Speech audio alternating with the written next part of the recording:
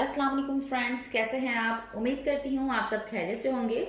Friends, आज की हमारी ये रेमेडी जो है वो सीने में जो बलगम जम जाती है उस हवाले से है।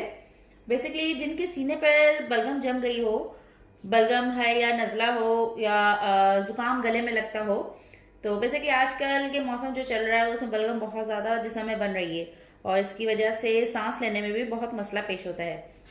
फ्रेंड्स, बलगम की वजह से बहुत ज़्यादा टेंशन में तरह तरह की एलोपैथिक मेडिसिन भी इस्तेमाल करके भी फायदा ना हुआ हो तो ये नुस्खा जो है सोने का सुहागा का काम देगा।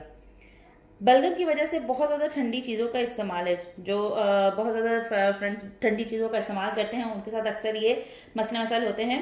और दूसरी चीज़ जो है वो मौसम का ठंडा होना भी है। तो जो लोग सीने की बीमारी में मुब्तला हैं, सांस ठीक से नहीं आता या बलगमी खांसी है या बलगम जमी रहती है, वो ये ठंडी चीज़ें जो है वो इस्तेमाल ना करें प्लीज़। या जिन चीज़ों की तासीर ठंडी है इन चीज़ों से भी परहेज़ करें, बल्कि कुछ दिनों के लिए दूध को भी छोड़ दें क्योंकि दूध भी बलगम बनाता है। इसके अलावा चीज़ें वो खाएं जिसमें गर्मी खुश्की हो, जिसम में इसमें तेज़ पत्ता हो गया, सौंफ, काला जीरा, काली मिर्च आ जाती है, पिस्ते का इस्तेमाल ज़्यादा करें। फ्रेंड्स, आज की जो रेमेडी है वो इसी हवाले से है और वो कुछ इस तरह से है। ये अदरक है, इसको आप या तो इसका पेस्ट बना लें, ठीक है, या तो फिर आप कद्दूकश भी कर सकते हैं। तो आधा चम्मच आपने ये लेना है।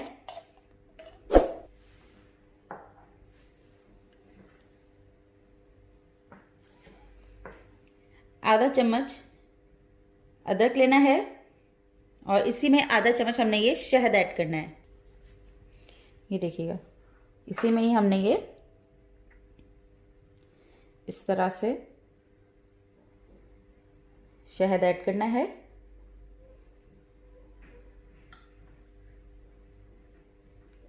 मिक्स करेंगे इसको अच्छे से मिक्स करने के बाद करना यह है कि अब इसको हल्का सा गरम करना है। यानी कि अगर आप चूल्हे पे भी इस तरह से रखेंगे, फ्लेम इसकी ऑन करके इस तरह से स्पून रखेंगे इसके ऊपर, तो यहाँ से हल्का हल्का ये गर्म होने स्टार्ट हो जाएगा। बस हल्का हल्का ही जो है वो इसको आपने गर्म करना है और इसे आपने दिन में 3 दफ़ा इस्तेमाल करना है, 3 दफ़ा देना है। ये आप छोटे बच्चों को भी दे सकते हैं, बट छोटे बच्चों को जो है वो आप इस तरह से उंगली में इस तरह से फिंगर में आप इस तरह से लगाकर उनको दे सकते हैं और जो बड़े हों वो पूरा भी ले सकते हैं। ये रेमेडी जो है आपने करनी है दिन में 3 दफ़ा करनी है। इसके साथ साथ कुछ चीज़ों का परहेज भी होगा और परहेज जो है वो कुछ इस तरह से है कि आपने चावल नहीं लेने होंगे, तली हुई चीज़ें, ठंडी चीज़ें, उनसे परहेज करना होगा, दही का इस्तेमाल नहीं करना होगा।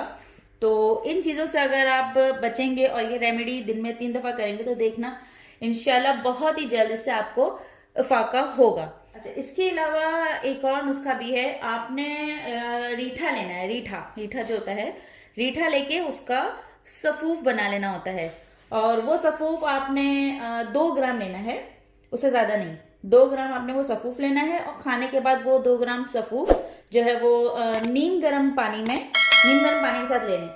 दिन में 2 बार आपने ये इस्तेमाल करना है और इससे इस्तेमाल से आपको जो है वो वॉमिटिंग होगी और उस वॉमिटिंग से उस कै से सीने की जितनी भी बलगम होती है ना वो खारिज हो जाएगी। इस कै को बेसिकली लाने के लिए सफूफ इस्तेमाल किया जाता है। ये सफूफ आपने 2 ग्राम से ज़्यादा नहीं लेना है। अगर आप ज़्यादा लेंगे तो वो खुदा न खासा नुकसान भी हो सकता है। तो फ्रेंड्स, ये थी आज की हमारी रेमेडी। उम्मीद है आपको पसंद आई होगी। जो मेरे फ्रेंड्स इस बीमारी में मुब्तला हैं वो इस रेमेडी को ज़रूर इस्तेमाल कीजिए, इंशाल्लाह ज़रूर इसमें फाका होगा। और अगर आपको मेरी रेमेडी अच्छी लगी वीडियो को लाइक ज़रूर कीजिएगा, कमेंट करके मुझे ज़रूर बताइएगा प्लीज़। अल्लाह हाफिज़।